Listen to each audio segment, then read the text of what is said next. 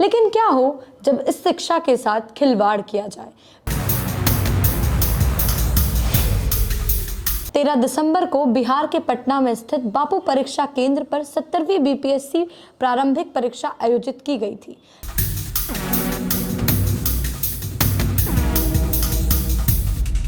बिहार जैसे राज्य जहां युवा आबादी अधिक है, उनके सपनों को इस तरह कुचल देना बेहद दुर्भाग्यपूर्ण है।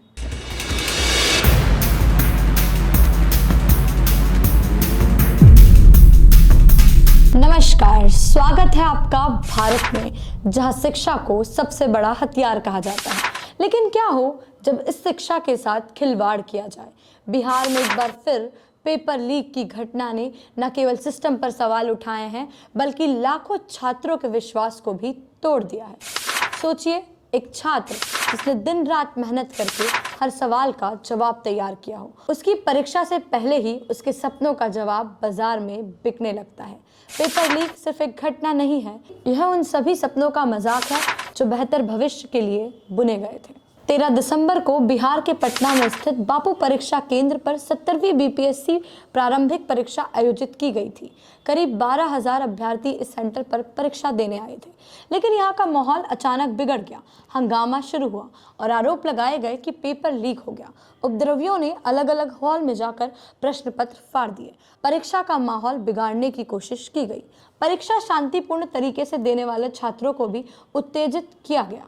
बीपीएससी के चेयरमैन परमार रवि मनु भाई ने प्रेस कॉन्फ्रेंस में बताया कि हंगामा जानबूझकर किया गया। उन्होंने कहा कि पटना एसएसपी ने इस मामले में कार्रवाई के लिए 2 टीम गठित की है। 20-25 लोगों के चेहरे चिन्हित किए जा चुके हैं। सेंटर सुपरिटेंडेंट और जिला प्रशासन की रिपोर्ट के आधार पर यह निर्णय लिया गया है कि बापू परीक्षा केंद्र पर हुई परीक्षा रद्द की जाए। बता दें कि बिहार की 70वीं बीपीएससी की प्रारंभिक परीक्षा में करीब 4.83 लाख अभ्यर्थी शामिल हुए थे।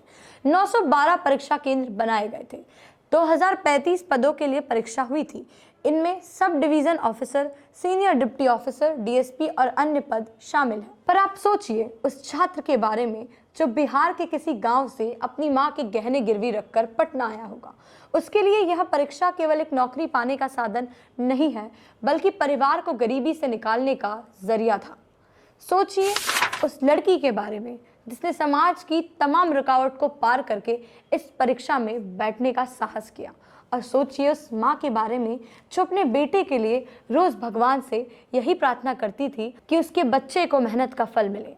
यह पहली बार नहीं है जब बिहार में परीक्षा पेपर लीक का मामला सामने आया हो। हर बार इस तरह की घटनाएं छात्रों का मनोबल तोड़ती हैं। वे खुद से सवाल पूछते हैं कि क्या उनकी मेहनत की कोई कीमत नहीं है? क्या उनकी तैयारी सिर्फ कागज और सिस्टम की लापरवाही के चलते व्यर्थ जाएगी?